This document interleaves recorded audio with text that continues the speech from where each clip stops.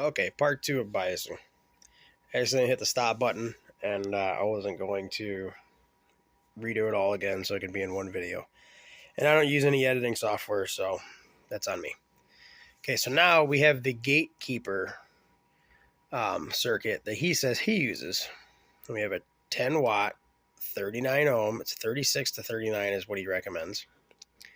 And we have the 5406 diode, which is a half a volt diode, like most of them. And then we have these two 5 ohm resistors, 10 ohm resistors in parallel equaling 5 ohms to get you to ground. And he didn't really specify what that was for, but my assumption is that it just helps put the circuit under a mild load to help just make it so that it's more stable. One of these meters is getting ready to go to sleep. Okay, so again, we are measuring current. Put this back on the current mode.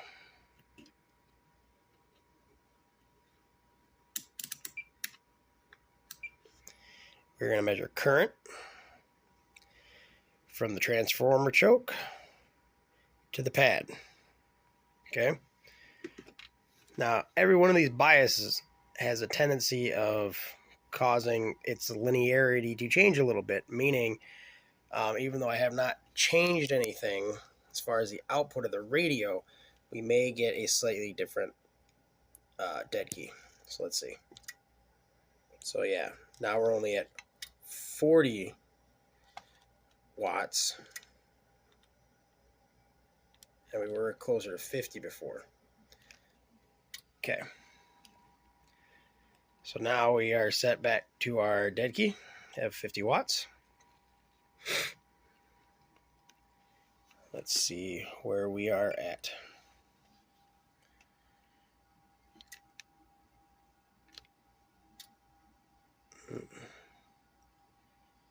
Did I hit the hold button?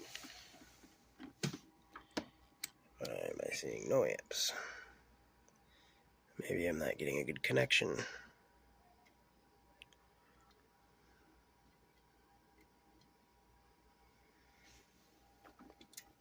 Okay, there we go. So now maybe we might have to adjust our dead key again. Sure do. So that explains why we lost a little bit there.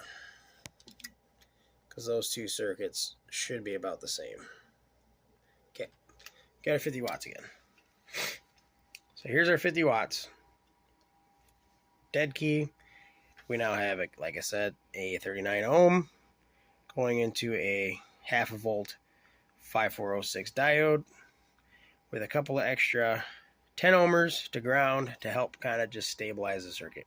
And of course, we still have our filtering capacitors. So let's see where we're at.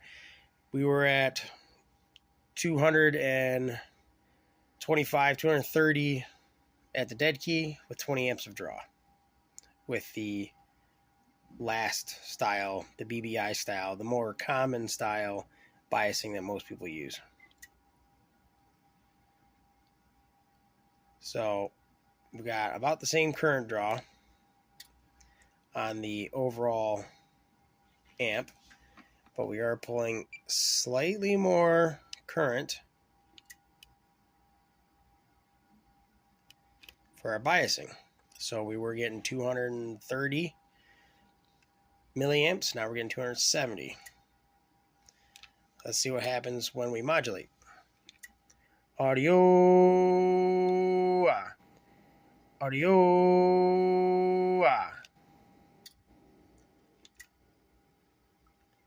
So our modulation, our current drops a little bit. With the last style, the current actually went up a little bit, right? Went from 230 to 270, 280 almost. Now we're at 270, and it drops to maybe 260. So that might have something to do with those 10 ohmers, keeping it more stable so you have less creep, right? So now let's go ahead and check what the voltage is.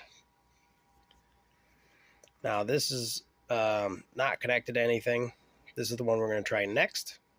This is a combination of, oh, that's my dog losing his mind on the delivery driver. Good dog. Let me pause for a second till the dog quits barking. Okay, he quit barking. She. Giant schnauzer, 90-pound dog. It's only a year old. I digress. Okay, so we got our diode or resistor package here. We have very little to no milliamp bias drift.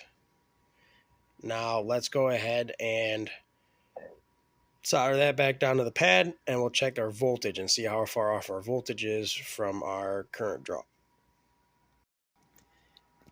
Okay, so now we have it set up as it would be if it was, installed, minus the fact that this resistor is still floating out into space. Our choke from our transformer is on our pad. Resistors are in play. 39 ohm resistor, and our 0.5 volt diode. We'll see what our voltage is now.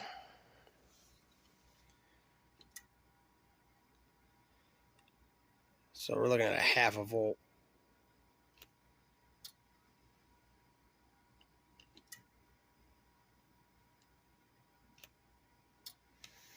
And it creeps. What about under modulation? Audio. Audio. So, as you can see, our voltage with this circuit is all over the place, but the current wasn't. The current was more stable. And being that the current is what's setting the bias, not the voltage, I would take that more into consideration.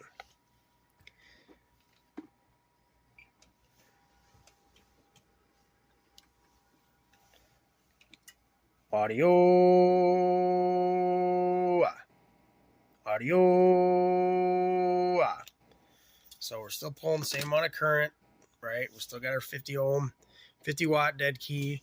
Nothing else has changed, except now we're measuring voltage instead of current. So can you use voltage to tell you where your current is? I wouldn't. It doesn't seem accurate enough, because this circuit compared to the other circuit, the currents weren't that far off, but the voltage in this circuit is drastically different. So that's the difference between those two. So now the modification I've made to gatekeepers is I've gone with a lesser ohm resistor from 39 to 20, maintaining the same diodes and the resistors. And I've noticed a higher current, a higher voltage, which I believe puts us more into the AB class. But understand that when you go to a higher class, everything gets hotter, right? You're going to pull a substantial more current. I think we're going to pull almost 30 amps instead of 20 just to get that same 50 watt carrier dead key. So let's switch it up and let's put that in there now. I'm basically just going to take this wire off of here, put it over there, and get rid of that one. Okay, so we got my 20 ohm resistor in there now. Nothing else has changed. We're going to check voltage first since we're already here. And we'll see what kind of voltage this is going to show us. Get the power back on here. Turn the radio back on. Check our dead key.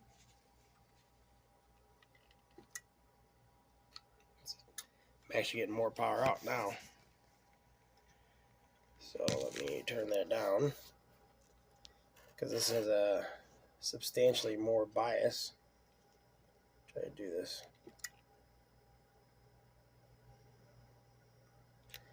There's our 50 ohms, 50 watts. Keep saying ohms. Okay.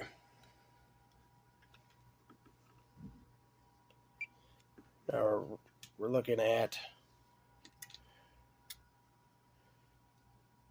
our milliamps, right? And our current draw, for that matter. Let's go ahead and give that 50 watt a dead key. 740.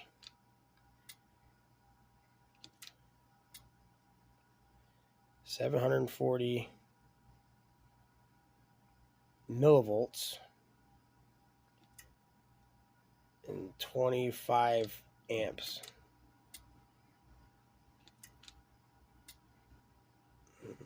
Are we oscillating?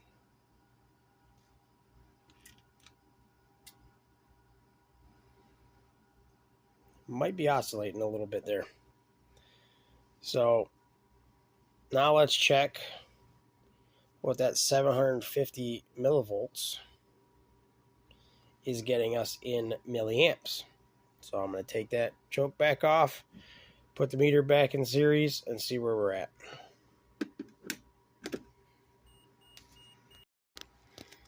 Okay, so now this is showing 750 millivolts, right? Which I haven't seen really anybody say it should be that high. Like, I think 660 to 680 was the highest number I remember seeing Gatekeeper say for voltage for AB. And now we're, 750 millivolts. But what happens to our current now? Let's put that in the right setting. DC, not AC. Okay. So we still got our 50 watt dead key. Yep. Okay. Now let's see how many milliamps we got. Only about 300. 300 milliamp. You can still see our... Not sure why sometimes I still get 5 amps.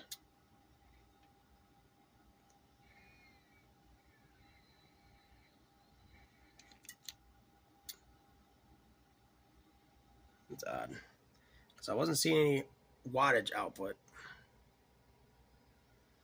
But there must have been some sort of oscillation in there. And that is one thing that I've heard about the 2879Cs is they have oscillation problems. So you need to have more filtration on the input, not just an input tune, but actually a capacitor in line, and perhaps even a bigger relay so that there's less crosstalk.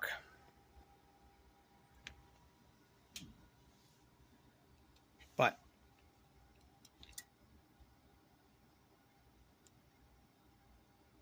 there's our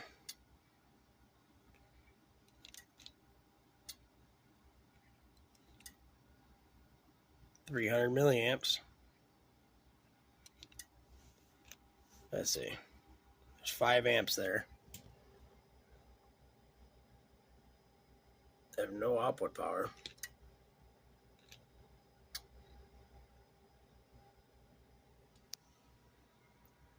Radio seeing something goofy.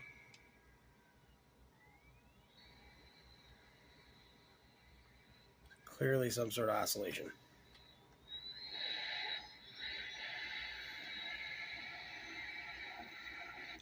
It's probably not good for the radio.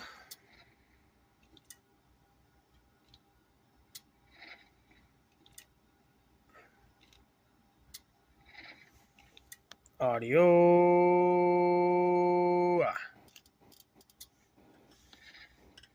Now I can always just shut this off.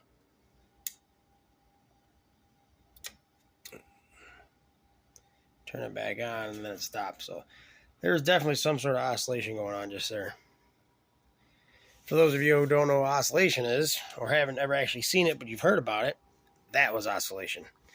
There's an output signal coming out, somehow jumping across the relay and coming right back in, and it's just sitting there and it sits there and amplifies its own random noise round and round in circles. And because the relay actually did click, it actually put it into receive, so that we saw that oscillation as a input signal. Now, it wasn't doing that with the other two circuits. So maybe with that much bias, it's allowing that little tiny baby circuit, that little tiny baby signal, to actually get in and cause an oscillation. Because mind you, the transistors now are on. The transistors are actually on, more than 180 degrees of the sine wave. So when you're biasing, you also have to take that into consideration, is how much noise it's going to allow to come through to potentially create an oscillation.